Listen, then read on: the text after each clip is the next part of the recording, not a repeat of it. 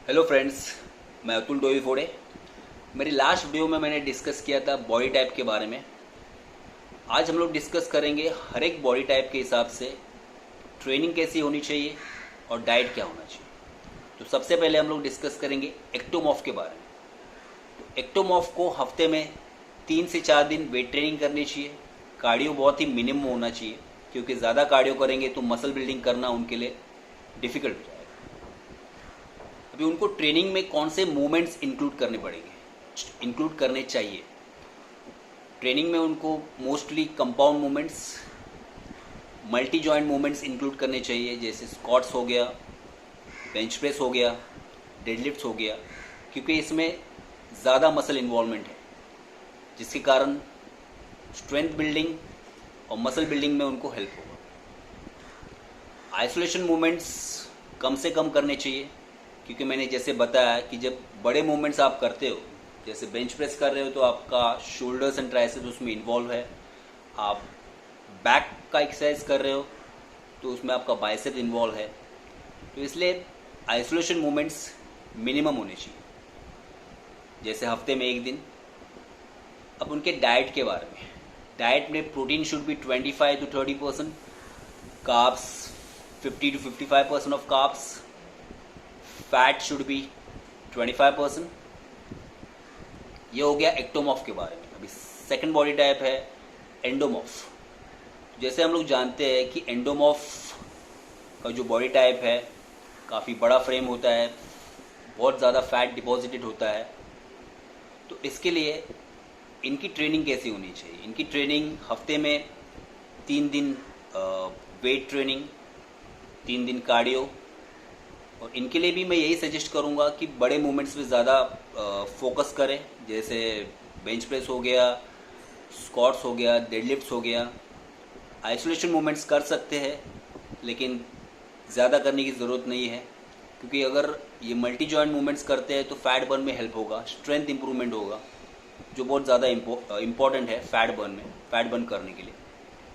अब इनका डाइट क्या होना चाहिए। इनके डाइट में प्रोटीन थोड़ा ज़्यादा होना चाहिए, 30 to 35% ऑफ प्रोटीन। कार्ब्स कम होना चाहिए, 20-25%।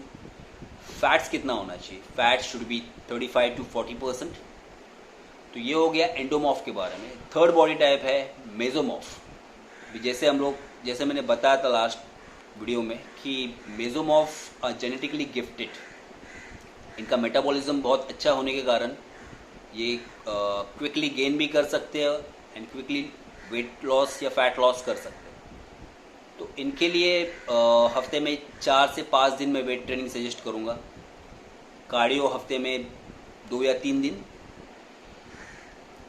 एंड इनका डाइट कैसा होना चाहिए। इनके डाइट में 30 to 35% of protein, carbs should be 40-45% of carbs, fat should be 30-35% of fat. तो ये हो गया 3 बॉडी टाइप के बारे में। अभी लास्ट वीडियो के बाद मुझे कुछ क्वेश्चंस आए थे कि क्या आप बॉडी टाइप चेंज कर सकते हो, क्या आपके बॉडी के फ्रेम में आप चेंज कर सकते हो। तो मैं बोलूँगा नहीं, आपका जेनेटिक्स बहुत मैटर करता है। जैसे मैंने बताया था कि एक्टोमॉर्फ का फ्रेम छोटा होता है, तो आप ट्रेनिंग से उसका फ्रेम बड़ा नहीं कर सकते हो, या फिर एंडोमॉर्फ का फ्रेम जो होता है वो बड़ा होता है, तो ट्रेनिंग करके आप उसका फ्रेम छोटा नहीं कर सकते हो। बट ट्रेनिंग करके, सही ट्रेनिंग और सही डाइट के साथ आप उसके फैट परसेंटेज में इम्प्रूव कर सकते हो। या फिर अगर एक्टोमॉर्फ है तो उसका मसल साइज में इम्प्रूवमेंट कर सकते हैं, मसल बिल्डिंग कर सकते हैं। बट जिसके जो लिमिटेशंस है वो उसमें उतना ही इम्प्रूवमेंट कर सकता है। जैसे एंडोमॉर्फ है तो उसको अगर फैट बर्न करना है तो उनको बहुत अच्छा डाइट करना पड़ेगा, और वो डाइट पे उनको काफ़ी लंबे समय तक स्टिक रहना पड़ेगा। जैसे उनको परमानेंट चेंजेस करने पड़ेंगे, काफ़ी सैक्रिफाइस करने पड़ेंगे, उसके बाद वो मेंटेन रहेगा। ओके, तो ये था आज का वीडियो। अगर आपको अच्छा लगा हो तो प्लीज़ लाइक एंड शेयर कीजिए।